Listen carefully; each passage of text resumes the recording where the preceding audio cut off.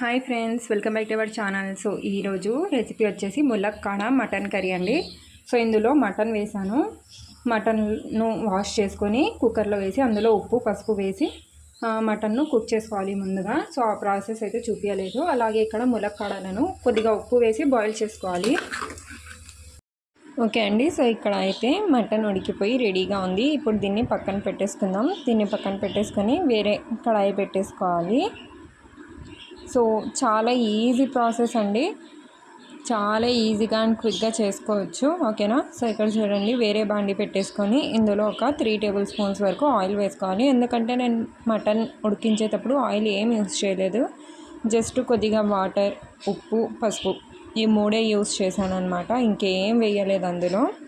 ఇక్కడ oil heat అయిన తర్వాత సన్నగా కట్ చేసి పెట్టుకున్న ఆనియన్స్ వేసుకొని, సో ఈ ఆనియన్స్ కొద్దిగా మంచి కలర్ వచ్చేంత వరకు ఫ్రై చేసుకోవాలి. చాలా ఈజీగా చేసుకోవచ్చండి. రోటీలో అయినా, రైస్లో అయినా, చపాతీలో అయినా, ఎందులో అయినా కానీ చాలా టేస్టీగా ఉంటుందన్నమాట.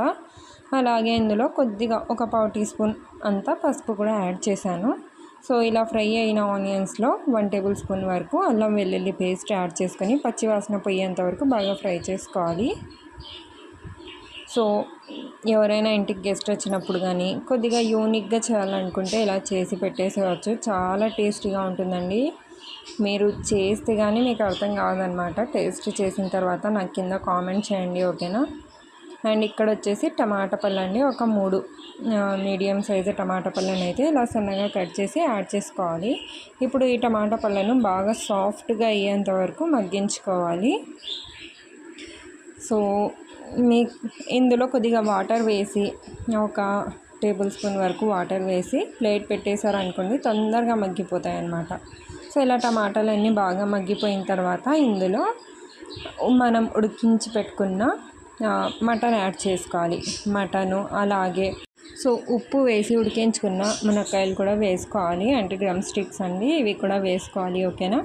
వేసుకొని స్లోగా మిక్స్ చేసుకోవాలి. నేను చెప్పాను కదా 70 to 80% కుక్ చేసుకోవాలని, బట్ పూర్తిగా కుక్ అయిపోయాయి అన్నమాట. ఆల్మోస్ట్ 95% వరకు అయితే కుక్ అయిపోయాయి.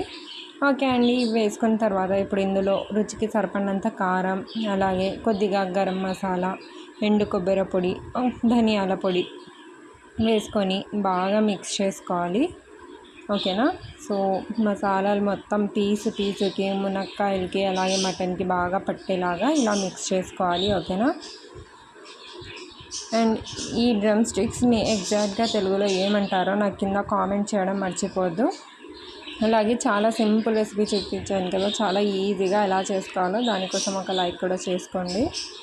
సో ఇక్కడ చూడండి, ఇలా బాగా మిక్స్ చేసుకొని ప్లేట్ పెట్టేయాలి. ప్లేట్ పెట్టేసి ఒక 5 to 7 minutes లో ఫ్లేమ్లో పెట్టేయండి. మధ్య మధ్యలో కొద్దిగా మిక్స్ చేస్తూ ఉండండి. అంతే, ఈజీగా మటన్ మునక్కాయ కర్రీ అయితే రెడీ అయిపోతుంది. సో చాలా ఈజీగా, చాలా క్విక్గా అయితే చేసేసాం కదా.